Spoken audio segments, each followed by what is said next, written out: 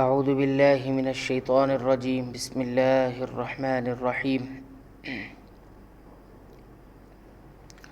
الذین عاہدت منہم ثم ينقضون عہدہم فی کل مرۃ وہم لا یتقون،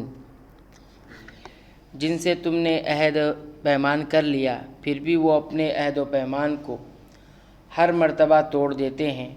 اور بالکل پرہیز نہیں کرتے۔ یہ کافروں ہی کی ایک عادت بیان کی گئی ہے کہ ہر بار نقض عہد یعنی عہد کو توڑ دینا اس کا ارتکاب کرتے ہیں اور اس کے نتائج سے ذرا نہیں ڈرتے۔ بعض لوگوں نے اس سے یہودیوں کے قبیلے بنو قریظہ کو مراد لیا ہے، جن سے رسول اللہ صلی اللہ علیہ وسلم کا یہ معاہدہ تھا کہ وہ کافروں کی مدد نہیں کریں گے، لیکن انہوں نے اس کی پاسداری نہیں کی۔ فَإِمَّا تَثْقَفَنَّهُمْ فِي الْحَرْبِ فَشَرِّدْ بِهِمْ مَنْ خَلْفَهُمْ لَعَلَّهُمْ يَذَّكَّرُونَ، پس جب کبھی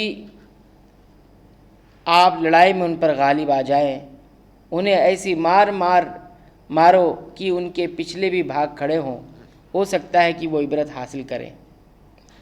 شرد بہم کا مطلب ہے کہ ان کو ایسی مار لگائی جائے جس سے ان کے پیچھے ان کے حمایتوں اور ساتھیوں میں بھگدڑ مچ جائے،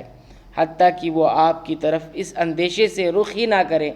کہ کہیں ان کا بھی وہی حشر نہ ہو جو ان کے پیشروؤں کا ہوا۔ وَإِمَّا تَخَافَنَّ مِنْ قَوْمٍ خِيَانَةً فَانبِذْ إِلَيْهِمْ عَلَى سَوَاءٍ إِنَّ اللَّهَ لَا يُحِبُّ الْخَائِنِينَ،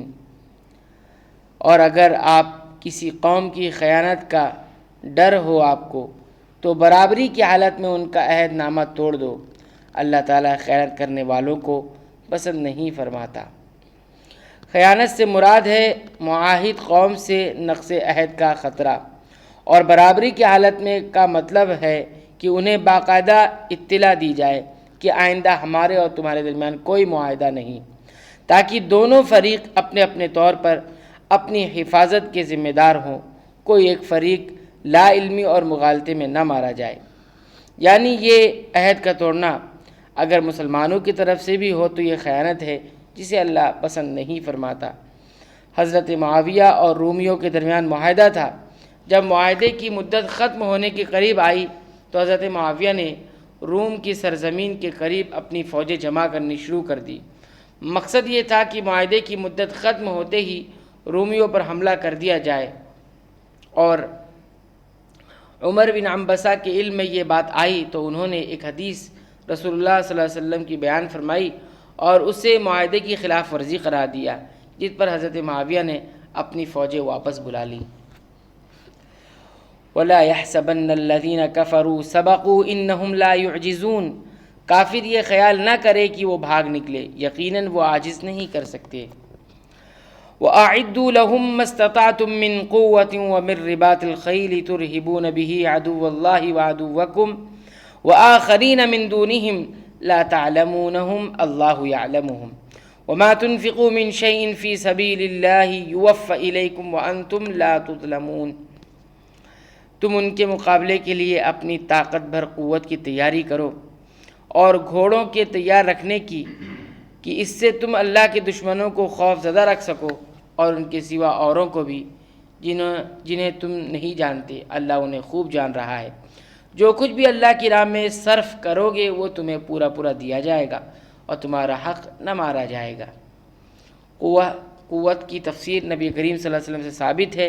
یعنی تیر اندازی، کیونکہ اس دور میں یہ بہت بڑا جنگی ہتھیار تھا اور نہایت اہم فن تھا۔ جس طرح گھوڑے جنگ کے لیے ناگزیر ضرورت تھے جیسا کہ آیت سے واضح ہے، لیکن اب تیر اندازی اور گھوڑوں کی جنگی اہمیت اور افادیت اور ضرورت باقی نہیں رہی، اس لیے وَأَعِدُّوا لَهُم مَّا اسْتَطَعْتُم مِّن قُوَّةٍ کے تحت آج کل کے جنگی ہتھیار مثلاً میزائل، ٹینک، بم اور جنگی جہاز اور بحری جنگ کے لیے آبدوزیں وغیرہ کی تیاری ضروری ہے۔ وَإِن جَنَحُوا لِلسَّلْمِ فَاجْنَحْ لَهَا وَتَوَكَّلْ عَلَى اللَّهِ إِنَّهُ هُوَ السَّمِيعُ الْعَلِيمُ، اگر وہ صلح کی طرف جھکیں تو بھی صلح کی طرف جھک جاؤ اور اللہ پر بھروسہ رکھو، یقیناً وہ سننے جاننے والا ہے۔